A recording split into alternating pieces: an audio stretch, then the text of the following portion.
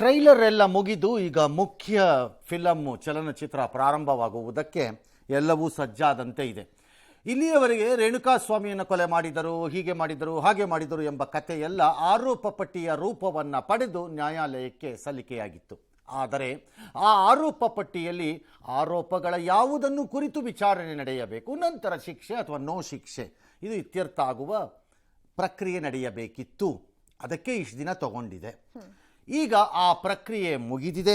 ಅಂದರೆ ಅಸಲಿ ವಿಚಾರಣೆ ಅಥವಾ ಸಂಕಷ್ಟ ಅಥವಾ ತಪ್ಪಿಸಿಕೊಂಡರೆ ಸಂತಸ ಬೇಗ ಸಿಗೋದು ಅದು ಪ್ರಾರಂಭ ಆಯಿತು ಇವತ್ತು ಕಾನೂನಾತ್ಮಕವಾಗಿ.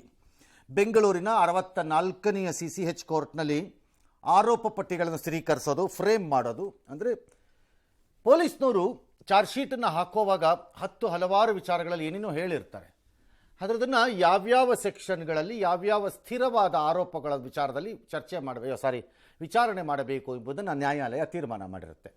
ಈಗ ಆ ಪ್ರಕಾರದಲ್ಲಿ ಫ್ರೇಮ್ ಮಾಡಿದ್ದಾರೆ ಎಲ್ಲನೂ, ಯಾವ್ಯಾವುದರ ಪ್ರಕಾರ. ಕೊಲೆ ನಡೆದು 1.5 ವರ್ಷದ ಬಳಿಕ ದರ್ಶನ್ ಮತ್ತು ಪವಿತ್ರ ಗೌಡ ಸೇರಿದಂತೆ ಎಲ್ಲ 17 ಆರೋಪಿಗಳ ವಿರುದ್ಧ ಜಡ್ಜ್ ನ್ಯಾಯಮೂರ್ತಿಗಳಾದಂಥ ಶ್ರೀ ಈರಪ್ಪಣ್ಣ ಪವಡಿ ನಾಯಕ್ ಅವರು ದೋಷಾರೋಪವನ್ನು ನಿಗದಿ ಮಾಡಿದ್ದಾರೆ. ಸಾಮಾನ್ಯವಾಗಿ ದೋಷಾರೋಪಣೆಯನ್ನು ನಿಗದಿ ಮಾಡುವಾಗ ಎಲ್ಲ ಆರೋಪಿಗಳು ಹಾಜರಿರಬೇಕು. ಒಬ್ಬೊಬ್ಬರು ಮಿಸ್ ಆಗ್ತಾ ಇದ್ದರೆ ಪೋಸ್ಟ್ಪೋನ್ ಮಾಡಿರಾಗಿರುತ್ತೆ. ಬಟ್ ಈ ಪ್ರಕರಣದಲ್ಲಿ ಎಲ್ಲರೂ ಒಂದು ಆರ್ಗ್ಯುಮೆಂಟನ್ನು, ಒಂದು ವಾದವನ್ನು ಮಂಡಿಸಿದ್ರು. ಅಪ್ಪಿತಪ್ಪಿ ಯಾರು ಇದನ್ನು ತಪ್ಪಿಸ್ಕೊಂಡು ಈ ನಿಗದಿ ಆಗೋದನ್ನೇ ತಪ್ಪಿಸೋಕ್ಕೆ ಕಾಲಹರಣ ಮಾಡ್ತಾಯಿದ್ರು, ಅವ್ರನ್ನ ಬಿಟ್ಟು ಮಾಡಬೇಕು ಅಂತ. ಆಮೇಲೆ ಮಾಡಿದ್ರಾಯ್ತು ಉಳಿದವ್ರದ್ದು ಅಂತ. ಅಲ್ಟಿಮೇಟ್ಲಿ ಎಲ್ಲ ಬಂದಿದ್ದಾರೆ, ಇವತ್ತು ಮಾಡಿ ಮುಗಿಸಿದ್ದಾರೆ ಮಾನ್ಯ ನ್ಯಾಯಮೂರ್ತಿಗಳು.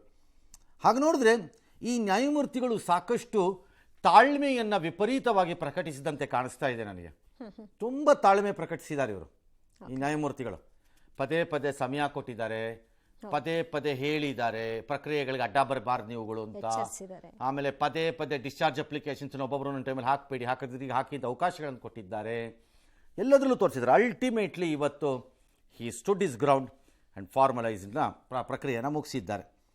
ಪರಪ್ಪನ ಅಗ್ರಹಾರ ಜೈಲಿನಲ್ಲಿದ್ದ ನಟ ದರ್ಶನ್, ಆತನ ಜೊತೆ ಜೀವಿಸಿದ ಪವಿತ್ರ ಗೌಡ ಹಾಗೂ ಇನ್ನುಳಿದ ಆರೋಪಿಗಳನ್ನು ಮಧ್ಯಾಹ್ನ ನ್ಯಾಯಮೂರ್ತಿಗಳ ಮುಂದೆ ಹಾಜರುಪಡಿಸಲಾಗಿತ್ತು. ಇದು ಪ್ರಕರಣ ದೊಡ್ಡವರ ಪ್ರಕರಣ ಆಗಿರೋದ್ರಿಂದ ಕೋರ್ಟ್ ಹಾಲ್ನಲ್ಲಿ ವಕೀಲರು ತುಂಬಿಕೊಂಡಿದ್ರು. ಅದು ಭಾಳ ಸಾಮಾನ್ಯ. ಅದೇನು ಸಾಮಾನ್ಯವಾಗಿ ಸ್ವಲ್ಪ ಸೆಲೆಬ್ರಿಟಿ ದೊಡ್ಡವ್ರದ್ದು ಯಾರ್ದೋ ಕೇಸ್ಗಳು ಫೇಮಸ್ ಆಗಿದ್ದವ್ರದ್ದು ಅಂತ ಬಂದರೆ ವಕೀಲರು ಬಂದು ಒಳಗೆ ಸೇರ್ಕೋತಾರೆ. ಅದು ಇದು ಹೊಸದಲ್ಲ. ಅದು ಆ್ಯಕ್ಚುಲಿ ಹೇಳಬೇಕು ಅಂದರೆ ಜಾಸ್ತಿನೇ ಬಂದಿದ್ರ ಇರ್ಬೋದು. ಆ ಪ್ರಕರಣಗಳ ಮೇಲೆ ಅದೇ ಇನ್ನು ಕೋರ್ಟ್ ಹಾಲಲ್ಲೂ ಅಷ್ಟೊಂದೇನು ಅಲ್ಲ, 150-200 ವಕೀಲರು ಒಳಗೋದ್ರೆ ಪಾಪ ಮುಗಿದೋಯ್ತು ಕತೆ ಅದು. ಹಾಗಾಗಿ ಅಲ್ಲೇನೋ ಒಂದು ಆಗಿರುತ್ತೆ. ದಟ್ಸ್ ಓಕೆ, ಆಗಿದೆ. ಆಮೇಲೆ ಆರೋಪಿಗಳು ಒಳಗೋಗಕ್ಕೆ ಆಗಲಿಲ್ಲ. ಆಗ ನ್ಯಾಯಮೂರ್ತಿಗಳು ಜಡ್ಜ್ಗೆ ವಕೀಲರಿಗೆಲ್ಲ ಮನವಿ ಮಾಡಿದ್ದಾರೆ, ದಯವಿಟ್ಟು ಜಾಗ ಮಾಡಿಕೊಡಿ, ಇಲ್ದಿರ ಆಗಲ್ಲ, ಕಷ್ಟ ಆಗುತ್ತೆ ಅಂತ. ಒಂದಷ್ಟೊತ್ತು ಕಚ ಪಿಚ ಈಚೆ ಆಚೆ ನಡೆದಿದೆ. ಆಮೇಲೆ ನಾನು ವಿಚಾರಣೆ ಮುಂದಕ್ಕೆ ಹಾಕ್ತೀನಿ ಅಷ್ಟೇ ಅಂತಂದ ಮೇಲೆ ಒಂದು ಸ್ವಲ್ಪ ಎಲ್ಲ ಕಂಟ್ರೋಲಿಗೆ ಬಂದಂಗೆ ಇದೆ. ಓಕೆ, ಇದಾದ ಮೇಲೆ ನ್ಯಾಯಮೂರ್ತಿಗಳು ಆರೋಪಿಗಳನ್ನೆಲ್ಲ ಒಳಕ್ಕೆ ಕರೆದು ಆರೋಪಗಳನ್ನು ಓದಿ ನಿಗದಿ ಮಾಡಿದ್ದಾರೆ. ದರ್ಶನ್ ಮತ್ತು ಪವಿತ್ರ ಗೌಡಗೆ ಒಂದಿಷ್ಟು ಪ್ರಶ್ನೆಗಳನ್ನು ಕೇಳಿದ್ದಾರೆ. ನಂತರ ಇಡೀ ಪ್ರಕರಣವನ್ನು ಸಂಚು, ಅಪಹರಣ, ಅಂತಿಮವಾಗಿ ಅದು ಕೊಲೆ, ಈ ಅಥವಾ ನಾಳೆ ಸಾಕ್ಷಿ ನಾಶ, ಶವವನ್ನು ಮುಚ್ಚಾಕ್ಬಿಡಕ್ಕೆ ಟ್ರೈ ಮಾಡಿದ್ದು, ಈ ಥರದ್ದೆಲ್ಲದು ಚಾರ್ಜ್ಗಳಲ್ಲಿ ಫ್ರೇಮ್ ಮಾಡ್ಕೊಂಡಿದ್ದಾರೆ. ಆರೋಪಿಗಳು ಬಹು ಸಹಜವಾಗಿ ಈ ಎಲ್ಲವನ್ನು ಓದಿದಾಗ ಇದೆಲ್ಲ ಹೀಗಿದೆ ಅಂತ, ಇಲ್ಲ ಸ್ವಾಮಿ ನಾವು ಮಾಡಿಲ್ಲ ಸ್ವಾಮಿ ಅಂತಾರೆ. ಭಾಳ ಸಹಜ. ಹೌದು ನಾವೇ ಮಾಡಿದ್ದು ಅಂತ, ಆಯ್ತಪ್ಪ ಕೂತ್ಕೋ, ಇಲ್ಲಿ ಒಂದು ನಿಮ್ಮ ಜಡ್ಜ್ಮೆಂಟ್ ತೊಗೊಳ್ರಿ, ಜಡ್ಜ್ಮೆಂಟ್ ಕೊಟ್ಟು ಕಳಿಸ್ಬೋದು. ಹಂಗಿರಲ್ಲ. ಹಂಗಾಗಿ ನಾವು ಮಾಡಿಲ್ಲ ಅಂತ ಹೇಳಿರ್ತಾರೆ. ಗೊತ್ತಿಲ್ಲ ಮಾಡಿದಾರೋ ಬಿಟ್ಟಿದಾರೋ. ಈಗ ಆರ್ಗ್ಯುಮೆಂಟಲ್ಲಿ ಬರಬೇಕೀಗ ಅದು. ಆರೋಪಿಗಳು ಏನು ಮಾಡಿದ್ರು, ನವೆಂಬರ್ 10ಕ್ಕೆ ವಿಚಾರಣೆ ಮುಂದಕ್ಕೆ ಹೋಗಿದ್ದಾರೆ. ಅವತ್ತೇ ಟ್ರಯಲ್ ಅಂದರೆ ವಿಚಾರಣೆಯ ದಿನಾಂಕವನ್ನು ನಿಗದಿ ಮಾಡ್ತಾರೆ. ದಿನಾಂಕ ನಿಗದಿ ಅಂತಂದರೆ ಅಲ್ಲಿಂದ ವಿಚಾರಣೆ ಸ್ಟಾರ್ಟ್ ಆಗಿಬಿಡುತ್ತೆ. ನ್ಯಾಯಮೂರ್ತಿಗಳು ಇದನ್ನು ತ್ವರಿತಗತಿಯಲ್ಲಿ ಮುಗಿಸ್ತೀನಿ ಅಂತ ಇರೋದ್ರಿಂದ ವಾರದಲ್ಲಿ 3 ದಿನ ನಾನು ಇದನ್ನು ಟ್ರಯಲ್ ಮಾಡ್ತೀನಿ ಅನ್ಬೋದು, ನಾನು ವಾರದಲ್ಲಿ 4 ದಿನ ಮಾಡ್ತೀನಿ ಅನ್ಬೋದು, ನಾನು ವಾರದಲ್ಲಿ 5 ದಿನವೂ ಮಾಡ್ತೀನಿ ಅನ್ಬೋದು, ನಾನು ಯಾವಾಗಲೂ ಮಧ್ಯಾಹ್ನ ಒಂದು ಟೈಮ್ ಫಿಕ್ಸ್ ಮಾಡಿಬಿಡ್ತೀನಿ, ಡೈಲಿ 3 ಗಂಟೆ ಕರ್ಕೊಂಬಂದ್ಬಿಡಿ ನಮ್ಮ ಮುಗಿಸ್ಬಿಡ್ತೀನಿ ಇದನ್ನು ಅಂತ ಅನ್ಬೋದು. ಗೊತ್ತಿಲ್ಲ, ವಿ ಡೋಂಟ್ ನೋ. ಹಾಗಾಗಿ ನ್ಯಾಯಮೂರ್ತಿಗಳು ಅದನ್ನೆಲ್ಲ ಡಿಸೈಡ್ ಮಾಡ್ತಾರೆ. 10ನೇ ತಾರೀಕು ಅಷ್ಟೊತ್ತಿಗೆ ವಿಟ್ನೆಸ್ಗಳು ಯಾರ್ಯಾರು ಅಂತ ಇತ್ಯರ್ಥ ಆಗಬೇಕು. ಆರೋಪ ಪಟ್ಟಿಯಲ್ಲಿ ನೀವು 2634 ಕೊಟ್ಟಿರ್ಬೋದು. ಗ್ರಂಥದ ರೀತಿ ಎಲ್ಲ ರೆಡಿ ಮಾಡ್ಕೊಂಡು ಅವ್ರ ವಕೀಲರು ಅವ್ರ ಮೂಗನೇರಕ್ಕೆ ಅವ್ರು ಹೇಳ್ಕೊತಾರೆ. ಅವ್ರ ಇದಕ್ಕೆ ತಕ್ಕಂತೆ ಅವ್ರ ಕೆಲಸ ಅದು, ಮತ್ತು ಅವ್ರ ವೃತ್ತಿ ಅದು. ಆದರೆ ಅವ್ರು ಎಲ್ಲರನ್ನೂ ಕೋರ್ಟಿಗೆ ತರಬೇಕು ಅಂತ ನಿಯಮ ಇಲ್ಲ, ಯಾರು ತರೋದೂ ಇಲ್ಲ. ಯಾರನ್ನು ತರಬೇಕೋ ವಿಟ್ನೆಸ್ಗಳಾಗಿ ಅವ್ರನ್ನ ತರ್ತಾರೆ, ಅದರದ್ದೊಂದು ಪಟ್ಟಿ ಮಾಡ್ತಾರೆ, ಆ ಪಟ್ಟಿ ಪ್ರಕಾರದಲ್ಲಿ ಹೋಗ್ತಾರೆ ಅಷ್ಟೇ. ಅವರು ಗ್ರಂಥದ ಥರನಾರು ಕೊಡಲಿ, ಮಹಾಗ್ರಂಥದ ಥರನಾರು ಕೊಡಲಿ, ನಿಮಗೆ ಏನಾಗಬೇಕು? ಇದೊಂದು ನಾರ್ಮಲ್ ಪ್ರಕರಣದ ರೀತಿ ನೋಡ್ಬೇಕು, ವಿಶೇಷ ಪ್ರಕರಣದ ರೀತಿ ನಾರ್ಮಲ್ ಪ್ರಕರಣ ಅಲ್ಲ ಇದು. ಕಾನೂನು ಎಲ್ಲವನ್ನೂ ನಾರ್ಮಲ್ ಆಗಿ ನೋಡುತ್ತೆ ಅನ್ನೋದು ನಿಜ ಅಷ್ಟೇ. ಆದರೆ ಜನ ಮತ್ತು ಪೊಲೀಸರು ಅಥವಾ ವ್ಯವಸ್ಥೆ ನೋಡ್ಬೇಕಾಗಿರೋದು ಇದು ನಾರ್ಮಲ್ ಪ್ರಕರಣ ಅಲ್ಲ. ಕಾನೂನು ನಾರ್ಮಲ್ ಆಗಿ ನೋಡಬೇಕು, ವಿಶೇಷವಾಗಿ ನೋಡೋಕ್ಕಾಗಲ್ಲ ಕಾನೂನು. ಇದು ವಿಶೇಷ ಪ್ರಕರಣ, ಇವರಿಗೆ ಡಬಲ್ ಮರ್ಡರ್ ಇದು ಕೊಟ್ಬಿಡ್ತೀನಿ ನಾನು, ನೇಣು ಶಿಕ್ಷೆ 2 ಸರಿ ನ್ಯಾಕ್ರಿ ಅಂತ ಅನ್ನಕ್ಕಾಗಲ್ಲ. ಬಟ್ ಪ್ರಕರಣವನ್ನು ಪೊಲೀಸರು ತನಿಖೆಯಲ್ಲೋ ಅಥವಾ ಸಮಾಜ ಇದನ್ನು ವಿಶೇಷ ಪ್ರಕರಣ ಅಂತಲೇ ನೋಡಬೇಕು.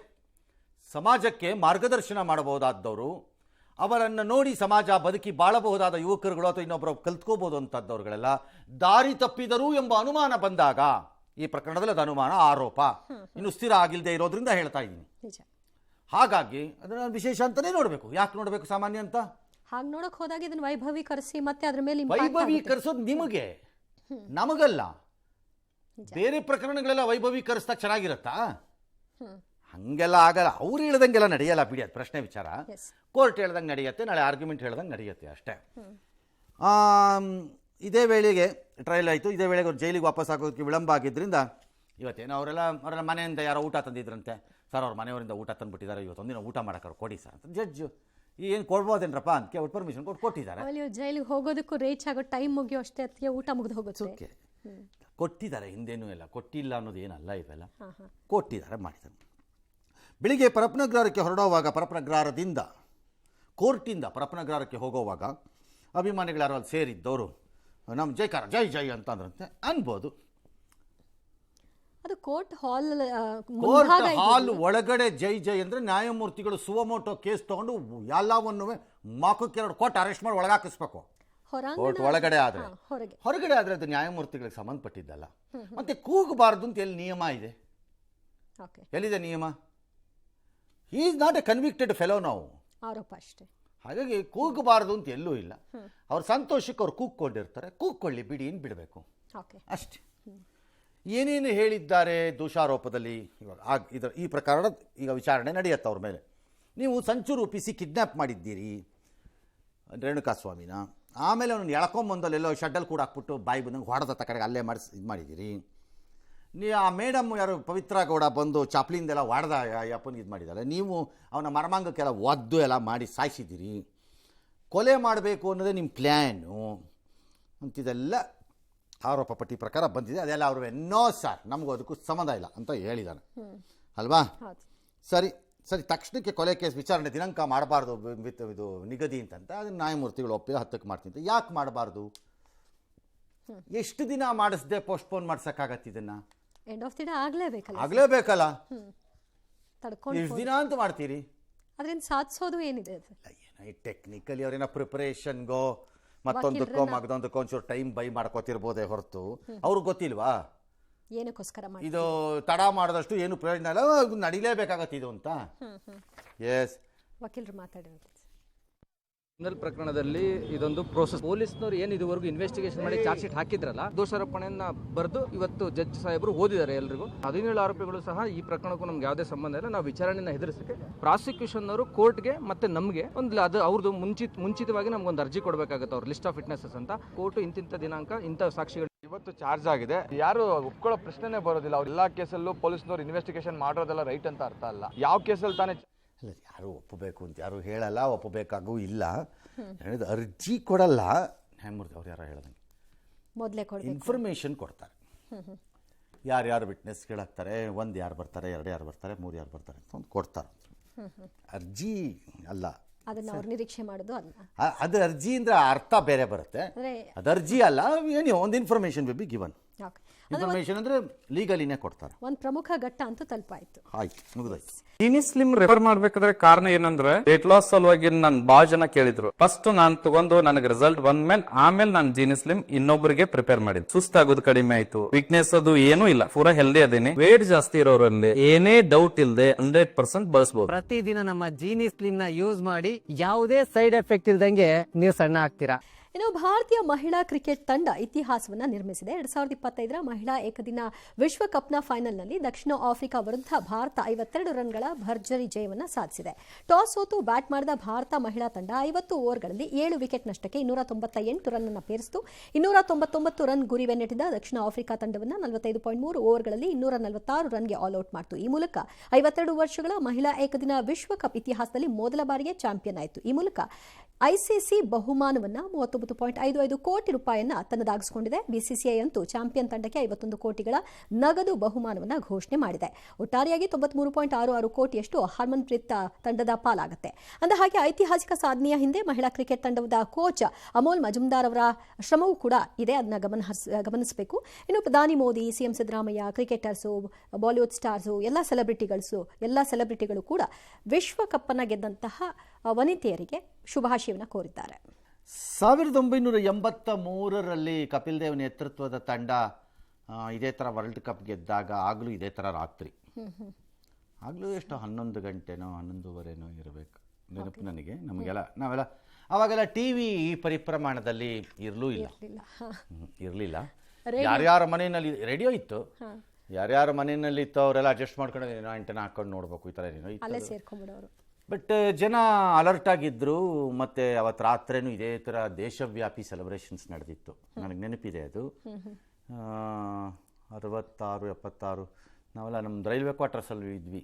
ಅಲ್ಲೆಲ್ಲ ರೋಡಲ್ಲೆಲ್ಲ ಹುಡುಗರುಗಳು ರಾತ್ರಿ ಎಲ್ಲ ಸೇರಿಕೊಂಡು ಕೂಗಾಡಿಕೊಂಡು ಕಿರ್ಚಾಡ್ಕೊಂಡು ಮಾಡ್ತಾ ಇದ್ರಪ್ಪ. ನಿನ್ನೆ ಬಹುಶಃ ಭಾರತದಲ್ಲಿ ಸೇಮ್ ರಿಪೀಟ್ ಇದ್ದಂಗಿತ್ತು. ರಾತ್ರಿ 12:30 ಸಂದರ್ಭದಲ್ಲಿ ಮಧ್ಯರಾತ್ರಿ ಕಳೀತಿದ್ದಂಗೆ ಸ್ವಾತಂತ್ರ್ಯ ಬಂತು ಅಂದಂಗೆ ಜನ ಹುಚ್ಚೆದ್ದು ಕುಣಿದಿದ್ದಾರೆ. ವೆರಿ ರೇರ್ ಸೀನು. ಹೆಣ್ಣು ಮಕ್ಕಳ ಯಾವುದೇ ಕ್ರೀಡೆನ ರೀತಿ ದೇಶ ಸಂಭ್ರಮಿಸಿರೋದು ನಮ್ಮ ದೇಶ. ನಾನು ಹೇಳ್ತಿರೋದು ಬೇರೆ ದೇಶಗಳಲ್ಲಿ ಸಂಭ್ರಮಿಸಿದ್ದಾರೆ. ಈಗ ವರ್ಲ್ಡ್ ಕಪ್ ಗೆದ್ದಾಗ ಇಂಗ್ಲೆಂಡ್ ತಂಡವನ್ನು ಇಂಗ್ಲೀಷ್ ಜನ ಸ್ವಾಗತ ಮಾಡಿದ್ದು ಮತ್ತು ಅದನ್ನು ಸೆಲೆಬ್ರೇಟ್ ಮಾಡಿದ್ದೆಲ್ಲ ಭಾಳ ಅಮೋಘವಾಗಿತ್ತು. ದೃಶ್ಯಗಳು ಭಾಳ ಗ್ರೇಟ್ಫುಲ್ ಆಗಿದ್ರು ಅವರುಗಳು. ಹಾಗಾಗಿ ಇದೆ ನಮ್ಮ ದೇಶದಲ್ಲಿ ಇದು ಹೊಸದು ನಮಗೆ. ಈ ತಂಡ ಭಾಳ 2 ಅದ್ಭುತವಾದಂತಹ ತಂಡವಾಗಿ ಹೊರಹೊಮ್ಮಿ ನಿನ್ನೆ ಸೌತ್ ಆಫ್ರಿಕಾ ವಿರುದ್ಧ ಚೆನ್ನಾಗಿ ಆಟ ಆಡಿ ಗೆದ್ದಿದ್ದಾರೆ. ಕೊನೆಯಲ್ಲಂತೂ ಗೊತ್ತಾಗೋಗಿತ್ತು ಗೆಲ್ತಾರೆ ಅಂತ. ಎಲ್ಲರಿಗೂ ಗೊತ್ತಾಗೋಗಿತ್ತು ಕ್ರಿಕೆಟಲ್ಲಿ ಆಡೋರಿಗೆಲ್ಲ. ಭಾಳ ಅದ್ಭುತವಾದ ಸಾಧನೆ ದೇಶದ ಹೆಣ್ಮಕ್ಳದ್ದು. ಬಟ್ ನೀವಾಗಲೇ ಹೇಳ್ತಾ ಇದ್ರಿ ಹೆಣ್ಮಕ್ಕಳ ವಿಷಯದಲ್ಲಿ ಆ ಸ್ಪೋರ್ಟ್ಸ್ಗೆ ಪುರುಷರಿಗೆ ಸಿಗೋಷ್ಟು ಪ್ರಾಮುಖ್ಯತೆ ಹೆಣ್ಮಕ್ಳಿಗೆ ಯಾಕೆ ಸರ್ ಕ್ರೀಡೆಯಲ್ಲಿ ಇರಲ್ಲ? ಪುರುಷರಿಗೆ ಸಿಗೋಷ್ಟು ಪ್ರಾಮುಖ್ಯತೆ ಸಮಾಜದಲ್ಲೇ ಹೆಣ್ಣುಮಕ್ಕಳಿಗೆ ಇಲ್ದಿದ್ದಾಗ ಕ್ರೀಡೆಯಲ್ಲಿ ಹೆಂಗೆ ಸಿಕ್ಬಿಡುತ್ತೆ? ಪುರುಷ ಪ್ರಧಾನವಾದ ವ್ಯವಸ್ಥೆ ಇವತ್ತು ನಿನ್ನೆಯ ವ್ಯವಸ್ಥೆ ಅಲ್ಲ. ಅದನ್ನು ನಾನು ಹಿಂಗನ್ಬಿಟ್ಟು ಕಾರ್ಗೆ ಮಳೆ ಬಂದಾಗ ವೈಪರ್ ಹಾಕಿ ಹಿಂಗೆ ಅಲ್ಲಾಡಿಸ್ಬಿಟ್ಟು ತೆಗೆದುಬಿಡ್ತೀನಿ ನೀರನ್ನು ನನ್ನ ಹತ್ರ ಅದನ್ನು ತೆಗಿಯೋಕ್ಕಾಗಲ್ಲ. ಆ ಮನೋಸ್ಥಿತಿ ಎಲ್ಲ ಬದಲಾಗಬೇಕಾದರೆ ಎಲ್ಲರೂ ಒಂದೇ, ಅವರು ನಾವು ಈಕ್ವಲ್ ಅನ್ನಿಸ್ಕೊಳ್ಳೋದಕ್ಕೆ ಬರ್ಬೇಕಾದ್ರೆ it takes lot of time. ಈಗಲೂ ಬಹಳ ದೇಶಗಳಲ್ಲಿ ಆ ಪುರುಷ ಪ್ರಧಾನ ಮನಸ್ಥಿತಿ ಯಾವ ಪರಿಪ್ರಮಾಣದಲ್ಲಿದೆ ಅನ್ನೋದನ್ನು ಈ ದೇಶದಲ್ಲಿ ನಮ್ಮವ್ರಿಗೆ ಸ್ವಾತಂತ್ರ್ಯ ಇಲ್ಲ ಅಂತ ಲಬ ಅಂತ ಕಚಡಗಳ ಥರ ಬಡ್ಕೊಳ್ಳೋ ಉಕ್ಕೆ ಹೋಗಿ ತೋರಿಸ್ಬೋದು. ಹೆಣ್ಮಕ್ಳು ಆಚೆ ಬರೋ ಹಂಗಿಲ್ಲ. Take Afghanistan or may be even Pakistan, ಎಲ್ಲರಿಗೂ ಕಟ್ಟುಪಾಡುಗಳು. ಹಾಗಾಗಿ ಆ ನಿರೀಕ್ಷೆನ ಆ ರೀತಿ ಮಾಡೋದೇ ಫಸ್ಟ್ ತಪ್ಪದು. It takes time. ಆದರೆ ಆಗತ್ತೆ. 50 ವರ್ಷದ ಹಿಂದೆ ಹೆಣ್ಣು ಮಕ್ಕಳು ಯಾವ್ಯಾವ ಕ್ಷೇತ್ರವನ್ನು ಪ್ರವೇಶ ಮಾಡಲಿಕ್ಕೆ ಸಾಧ್ಯವೇ ಇಲ್ಲ ಅನ್ನೋ ಥರ ಆಲೋಚನೆಯಲ್ಲಿತ್ತು. ಇವತ್ತು ಆ ಕ್ಷೇತ್ರಗಳದ್ದೆಲ್ಲ ಪ್ರವೇಶ ಮಾಡಿದ್ದಾರೆ. ಹಾಗಾಗಿ ಒಂದು ದಿನ ಎಲ್ಲವೂ ಸರಿಸಮಾನ ಆಗೋಗ್ಬಿಡುತ್ತೆ ಅಂತ ನಾನು ಹೇಳಲ್ಲ ಎಷ್ಟೋ ವಿಚಾರದಲ್ಲಿ. ಆದರೆ ಒಂದು ಹಂತದವರೆಗೆ ಎಲ್ಲ ಅಕ್ಸೆಪ್ಟ್ ಆಗತ್ತೆ. ಅದು ಸಮಾಜ ಬೆಳೆದಂತೆ ಹೆಚ್ಚು ರಿಫೈನ್ ಆದಂತೆ ಅರ್ಥ ಮಾಡ್ಕೋತಾ ಹೋಗುತ್ತೆ. ನಿನ್ನೆ ಭಾರತದಲ್ಲಿ ನನ್ನ ಪ್ರಕಾರದಲ್ಲಿ ಸೆಲೆಬ್ರೇಷನ್ ಏನಿತ್ತದೋ ಅದು ಕಡಿಮೆ ಏನಿರಲಿಲ್ಲ. ಅದು ಇಡೀ ಭಾರತದ ಪುಟ್ಟ ನಗರಗಳಲ್ಲೂ ಈ ಈ ಈ ಸಾಧನೆಯನ್ನು ಜನ ಸಂಭ್ರಮಿಸಿದ್ದಾರೆ. ನಂಬರ್ 1. ಇದಕ್ಕೆ ಕಾರಣ ಹಲವಾರು ಇರಬಹುದು ಅನಿಸುತ್ತೆ. ಪ್ರಮುಖವಾಗಿ ನನ್ನ ಲೆಕ್ಕಾಚಾರದಲ್ಲಿ ಹೀಗೆ ಅನ್ನಿಸ್ತು ನನಗೆ. 83ರಲ್ಲಿ ಕಪಿಲ್ ದೇವ್ ತಂಡ ಸೇರಿದಾಗ ಫೈನಲ್ಸಲ್ಲಿ ಗೆದ್ದಾಗ ಯಾರೂ ನಿರೀಕ್ಷೆ ಮಾಡಲಿಲ್ಲ ಅದನ್ನ. ನಾವು ಫೈನಲ್ಸ್ಗೆ ಹೋಗಿರಲಿಲ್ಲ ಅಲ್ಲಿವರೆಗೆ. ವಿಶ್ವಕಪ್ಪಲ್ಲಿ ಹೋದ್ವಿ, ಗೆದ್ವಿ ಅಲ್ಲಿ ಅಷ್ಟೇ ವೆಸ್ಟ್ ಇಂಡೀಸ್ ಮೇಲೆ. ಯಾರೂ ನಿರೀಕ್ಷೆ ಮಾಡಿರಲಿಲ್ಲ ಅವತ್ತು. ಅದೊಂಥರ ಶಾಕಲ್ಲಿ ಬಂತು. ಹಾಗೆ ನೋಡಿದ್ರೆ ನಮ್ಮ ಮಹಿಳೆಯರು 2 ಬಾರಿ ಫೈನಲ್ಸ್ಗೆ ಹೋಗಿರೋರು ವಿಶ್ವಕಪ್ಪಲ್ಲಿ. ಒಂದ್ಸರಿ 2005ರಲ್ಲಿ, ಒಂದ್ಸರಿ 2017ರಲ್ಲೆಲ್ಲ ಹೋಗಿರೋರು. ತಟ್ಟಿ ಬರ್ತಾ ಇದ್ರು, ಆಗ್ತಾ ಇರಲಿಲ್ಲ ಅವರಿಗೆ, ಹತ್ರಕ್ಕೆ ಹೋಗಿ. ಹಾಗಾಗ್ತಿರ್ಲಿಲ್ಲ. ಈಗ ಆಗೋಯ್ತು ಅದು. ಬಟ್ ಈಗ ಆಗಿದ್ದುವೆ ಜನ ದೆ ಕುಡ್ ಈಸಿಲಿ ಅಂಡರ್ಸ್ಟ್ಯಾಂಡ್ ಇಟ್. ಯಾಕಂದರೆ ಡಿ ವೈ ಪಾಟೀಲ್ ಸ್ಟೇಡಿಯಮಲ್ಲಿ ನನಗೆ ಟಿಕೆಟ್ ಸಿಗ್ತಿರ್ಲಿಲ್ಲ ಅಂತ ಹೇಳ್ತಾ ಇದ್ರು. ಆ ಪರಿ ಜನ ಟಿಕೆಟ್ ಇಲ್ಲ, ಹೊರಗಡೆ ಸ್ಟೇಡಿಯಂ ಆಚೆ ಜನ ಇದ್ರಂತೆ ಸಿಕ್ಕಾಪಟ್ಟೆ. ಸೊ ಜನ ಟಿಕೆಟ್ ಇರಲಿಲ್ಲ, ಅಷ್ಟು ಕಷ್ಟ ಇತ್ತು ಅಲ್ಲಿ ಟಿಕೆಟ್ಗೆ ಅಂತ. ಅಂದರೆ ಅರ್ಥ ಪೀಪಲ್ ಹ್ಯಾವ್ ಅಕ್ಸೆಪ್ಟೆಡ್ ಇಟ್ ಆ ಫಾರ್ಮ್ಯಾಟನ್ನು. ಅದಕ್ಕೆ ಈ ಫಾರ್ಮ್ಯಾಟ್ ಅಕ್ಸೆಪ್ಟೆನ್ಸ್ಗೆ ಕಾರಣಗಳು 10 ಇರ್ಬೋದು, ಅಥವಾ ನಿನ್ನೆ ಸಂಭ್ರಮ ಅಥವಾ ನಾವು ಗೆದ್ದಿದ್ದೀನಿ ಇಷ್ಟೆಲ್ಲ ಆನಂದ ಪಡ್ತಿರೋದಕ್ಕೆ ರೀಸನ್ಸು ಹೀಗಿರ್ಬೋದು. ಸಾಮಾನ್ಯವಾಗಿ ಯಾವುದೇ ಒಂದು ಕ್ರೀಡೆ ಜನರಿಗೆ ನನ್ನ ಬದುಕು ಮತ್ತು ನನ್ನ ಸುತ್ತಮುತ್ತಲಿನ ಪರಿಸ್ಥಿತಿಗಳಿಗೆ ತಕ್ಕಂತೆ ಅದು ಇದೆಯಂತೆ, ಅಲ್ಲಿ ಆಡ್ತಿರೋರು ಇದಾರಂತೆ ಅಥವಾ ಕ್ರೀಡೆ ಇದೆಯಂತೆ ಅಂತ ಅನಿಸಿದ್ರೆ ಹೆಚ್ಚು ಆಪ್ಯಾಯಮಾನವಾಗಿ ಕಾಣುತ್ತೆ. ಅದು ಹೌದು, ಬಹಳ ಹತ್ರ. ನನಗೆ ಸಂಬಂಧ ಇಲ್ಲ. ಗಾಲ್ಫನ್ನ how many Indians can enjoy it. ನಾನು ಬ್ಯಾಡ್ ಗೇಮ್ ಅಂತ ಹೇಳ್ತಿಲ್ಲ, ಕೆಟ್ಟಾಟ ಅಂತ ಹೇಳ್ತಿಲ್ಲ. ಎಷ್ಟು ಜನಕ್ಕೆ ಅದನ್ನು ಎಂಜಾಯ್ ಮಾಡ್ಲಿಕ್ಕಾಗತ್ತೆ ಅದನ್ನು. ಆದರೆ ಅದರಲ್ಲೂ ಒಬ್ಬ ಕ್ಯಾಡಿ ಅಂದರೆ ಆ ಬಾಲ್ಗಳು ಸಿರಿವಂತರೊಬ್ಬರದ್ದು, ಯಾರೋ ಸಿರಿವಂತರೇನೋ ಆಟಗಾರರು, ಅವ್ರ ಕ್ಯಾಡಿ ಬ್ಯಾಗ್ ಹಿಡ್ಕೊಂಡು ಎಳ್ಕೊಂಡು ಹೋಗ್ತಿದ್ದವನು ಚಾಂಪಿಯನ್ ಆಯ್ತು ಅಂದರೆ ಗೆದ್ಬಿಟ್ಟಂತೆ ಅಂತಾರೆ. ಅದನ್ನು ಸಂಭ್ರಮಿಸ್ತಾರೆ. ಭಾರತೀಯ ಮಹಿಳಾ ಕ್ರಿಕೆಟ್ ತಂಡದಲ್ಲಿದ್ದ ಬಹುತೇಕ ಆಟಗಾರ್ತಿಯರು ಅತ್ಯಂತ ಆರ್ಡಿನರಿ ಕುಟುಂಬಗಳಿಂದ ಬಂದಿದ್ದವರು, ಎಕ್ಸ್ಟ್ರೀಮ್ಲಿ ಮಿಡ್ಲ್ ಕ್ಲಾಸ್ ಫ್ಯಾಮಿಲಿಗಳೆಲ್ಲ. ಬಹಳ ಕಷ್ಟಪಟ್ಟು ಬಹಳ ತಂದೆ ಕಾರ್ಪೆಂಟ್ರು ಅಂತಾರೆ, ಒಬ್ರು ಇನ್ನೊಬ್ರು ಯಾರೋ ಚರ್ಚಲ್ಲಿ ಹಾಡು ಹೇಳುತ್ತಾರೆ ಅಥವಾ ಇನ್ನೇನೊಂದು ಸಣ್ಣ ಪುಟ್ಟ ಕೆಲಸ ಮಾಡ್ತಾರೆ. ಈ ಥರ ಒಬ್ಬರದ್ದು ಒಂದೊಂದು ಕಥೆಗಳೆಲ್ಲ ಅಲ್ಲಿ. ಹಾಗಾಗಿ ಈ ಜನಕ್ಕೆ ಏನಾಯ್ತು, ದೇ ಕುಡ್ ರಿಲೇಟ್ ಇಟ್ ಅವ್ರಿಗೆ. ಓಹೋ ಅಂತ ದೂರ ಇಟ್ಟು ನೋಡೋ ಥರ ಇರಲಿ. ಈಗ ಫಾರ್ ಎಕ್ಸಾಂಪಲ್ 1 ಬಿಲಿಯನ್ 10 ಬಿಲಿಯನ್ ಇರೋನಿಗೆ ಲಾಟ್ರಿ ಟಿಕೆಟ್ ಬಂತಂತೆ 10 ಕೋಟಿ ಇದು ಅಂತಂದ್ರೆ ಸಂಭ್ರಮಿಸೋರು ಯಾರು ಅದನ್ನ ಇದ್ದವರಿಗೆ. ಆದ್ರೆ ಗೊರಗುಂಟೆ ಪಾಳ್ಯದ ಹತ್ರ ಇದ್ದ ಬಿಡಿ ಅಂಗಡಿ ಅವನಿಗೆ 10 ಕೋಟಿ ಬಂದ್ಬಿಡ್ತಂತೆ ಅಂದ್ರೆ ಲಾಟ್ರಿ ಹಿಂಗಿರುತ್ತೆ. ಹಾಗಾಗಿ ಜನ ಅಂತ ಕೊಟ್ಟು ರಿಲೇಟ್ ಇಟ್ ಅದನ್ನ. 1 ನಂಬರ್ 2, ನನ್ನ ಪ್ರಕಾರ ಕಳೆದ 4-5 ವರ್ಷಗಳಿಂದಂತೂ BCCI ಮೆನ್ಸ್ ಕ್ರಿಕೆಟ್ ವಿಮೆನ್ಸ್ ಕ್ರಿಕೆಟನ್ನು ತನ್ನ ವ್ಯಾಪ್ತಿಯೊಳಗೆ ತಗೊಂಡ ಮೇಲೆ ಕೊಟ್ಟಿರುವಂಥ ಸಪೋರ್ಟ್ ಇದೆಯಲ್ಲ, ಅದನ್ನು ಯಾರು ಅಂಡರ್ ಎಸ್ಟಿಮೇಟ್ ಮಾಡಬಾರ್ದು. ತುಂಬ ಸಪೋರ್ಟ್ ಕೊಟ್ಟಿದ್ದಾರೆ. ಅದು ಮೆನ್ನೆ ತುಂಬ ಸಪೋರ್ಟ್ ಕೊಟ್ಟಿದ್ದಾರೆ. ದುಡ್ಡು, ಫೆಸಿಲಿಟೀಸು, ವ್ಯವಸ್ಥೆಗಳು, ಮ್ಯಾಚ್ ಫೀಗಳನ್ನು ಗಂಡಸರಿಗೆ ತಕ್ಕಂತೆ ಈಕ್ವಲ್ ಮಾಡಿಕೊಟ್ಟಿರೋದು, ಹೊರಗಡೆ ಎಲ್ಲ ಆಡಿಸಿರೋದು, ಕೋಚ್ಗಳು ತಂದಿದ್ದು ಎಲ್ಲ ಬಹಳ ಅದ್ಭುತವಾದ ಸಪೋರ್ಟ್ ಅದು it has worked for them ನನ್ನ ಪ್ರಕಾರ. 3ನೇದು WPL ಏನು ಮಾಡಿದ್ರು ಅಂದರೆ IPL ಥರನೇ WPL ಏನು ಮಾಡಿದ್ದಾರೆ, ಅದು ಅಷ್ಟೇ ಫೇಮಸ್ ಆಗಿದೆ. ಅದರಿಂದಾಗಿ ಬಹಳ ಒಳ್ಳೊಳ್ಳೆ ಹೆಣ್ಮಕ್ಳುಗಳು ಕ್ರೀಡೆ ಒಳಗೆ ಬರೋಂಗಾಯ್ತು. ಈ ತಂಡದಲ್ಲಿ 4-5 ಜನ ಡೈರೆಕ್ಟಾಗಿ WPL ಇಂದ ಬಂದವರೇ ಅವರೆಲ್ಲ. ಹಾಗಾಗಿ ಅದು ಅವ್ರಿಗೆ ವರ್ಕ್ ಆಗಿದೆ. ಹಾಗಾಗಿ ಎಲ್ಲ ಕಾಂಬಿನೇಷನ್ನಲ್ಲಿ ಪೂರ್ವ ತಯಾರಿ ನಡೀತಾ ಇದ್ದಿದ್ದು ನಾವು ಗಮನಿಸ್ತಿರ್ಲಿಲ್ಲ. ಮೆನ್ಸ್ ಕ್ರಿಕೆಟ್ ಗಂಡಸರ ಕ್ರಿಕೆಟ್ ಥರ ಅಷ್ಟೇ, ಆದರೆ ನಡೀತಿತ್ತು ಪೂರ್ವದಲ್ಲಿ. ಫಾರ್ ಎಕ್ಸಾಂಪಲ್ ಆ ಕೋಚ್ ಅಮಲ್ ಮಜುಮ್ದಾರ್ದ ಕತೆ ನೋಡ್ಬಿಟ್ರೆ ಇನ್ನೊಂದು ಈ ತಂಡದಲ್ಲಿರೋ ಆರ್ಡಿನರಿ ಕ್ರಿಕೆಟರ್ ಕತೆ ಇದ್ದಂಗೆ ಇದೆ. ಅದುವೇ his is an unbelievable story. ಆತ ಡೆಬ್ಯೂ ರಂಜಿನಲ್ಲೇ ಹೈಯೆಸ್ಟ್ ಸ್ಕೋರರು 280 ಹೊಡೆದಿರೋದು ಆತ. ಅವರನ್ನು ಎಲ್ಲರೂ ಬಣ್ಣಿಸಿದ್ದು ಆ ಕಾಲದಲ್ಲಿ ಇನ್ನೊಂದು ಸಚಿನ್ ತೆಂಡೂಲ್ಕರ್ ಇವನು ಅಂತ ಅವರನ್ನು ಹಂಗೆ ಬಣ್ಣಿಸಿದ್ದು. ಆದರೆ ಆತನ ದುರದೃಷ್ಟ ಏನಿತ್ತು ಅಂತಂದ್ರೆ ಇಂಡಿಯಾ ಟೀಮಿಗೆ ಸೆಲೆಕ್ಟೇ ಆಗಲಿಲ್ಲ. ಅದೊಂದು ಸಮಸ್ಯೆ. ಆತ ಆಗಲೇ ಇಲ್ಲ ಪಾಪ. ಅಷ್ಟು ಅದ್ಭುತವಾದಂತಹ ಚೈಲ್ಡ್ ಪ್ರಾಡಿಜಿ ಆತ. ಅವನು ಕ್ರಿಕೆಟಲ್ಲಿ ಬಾಂಬೆ ಟೀಮ್ಗೆ ಆಡಿದ್ದು, ಮುಂಬೈ ಟೀಮಲ್ಲಿ. ಹಾಗಾಗಿ ಆತ ಮಾಡಿದ್ದ ತಯಾರಿಗಳು ಇವೆಲ್ಲ ನೋಡಿದಾಗ ಒಟ್ಟಾರೆ ವರ್ಕ್ ಆಗಿದೆ, ತುಂಬ ಚೆನ್ನಾಗಾಗಿದೆ. 1983ರಲ್ಲಿ ಇಂಡಿಯಾ ಗೆದ್ದಾಗ ಮ್ಯಾಚನ್ನು, ಅಂದರೆ ಕ್ರಿಕೆಟ್ ವರ್ಲ್ಡ್ ಕಪ್ ಗೆದ್ದಾಗ ಯಾರೂ ಅಂದ್ಕೊಂಡಿರಲಿಲ್ಲ ಭಾರತದಲ್ಲಿ ಕ್ರಿಕೆಟ್ಟು ಈ ಪರಿಪ್ರಮಾಣದ ರೀತಿಯಲ್ಲಿ ಬೆಳೆಯುತ್ತೆ ಅಂತ, ಬೋತ್ ಜನರಲ್ಲಿ ಮತ್ತು ದುಡ್ಡಲ್ಲಿ ಎರಡರಲ್ಲೂ. ಬಟ್ ಅದಂಗೆ ಬೆಳೀತು. ಈಗ ಎಲ್ಲರೂ ಹೇಳ್ತಿದ್ದಾರೆ ಅದೇ ರೀತಿ ಈಗ ವಿಮೆನ್ಸ್ ಕ್ರಿಕೆಟ್ಗೆ ಆಗತ್ತಿದು ಆಗ್ಬೋದು, ಆಗಿದೆ. ಕ್ರಿಕೆಟ್ಗೆ ಹೆಂಗಾಗಿದೆ, ಫಾರ್ ಎಕ್ಸಾಂಪಲ್ ಈಗ ಸೈನಾ ನೆಹ್ವಾಲ್ ಮತ್ತು ಸಾನಿಯಾ ಮಿರ್ಜಾ ಈ ಥರದವರು ಶಟಲ್ಗೆ ಬಂದಾಗ, ಟೆನ್ನಿಸ್ಗೆ ಬಂದಾಗ ತುಂಬ ಮಕ್ಕಳುಗಳು ಅವ್ರನ್ನ ಫಾಲೋ ಮಾಡಿದ್ರು. ಇನ್ಸ್ಪಿರೇಷನ್. ವಿಶ್ವನಾಥನ್ ಆನಂದ್ ಚೆಸ್ಗೆ ಬಂದಿದ್ದರ ಪರಿಣಾಮ ಇವತ್ತು ನೀವು ಗುಕೇಶ್ ಎಲ್ಲ ನೋಡ್ತಾ ಇರೋದು.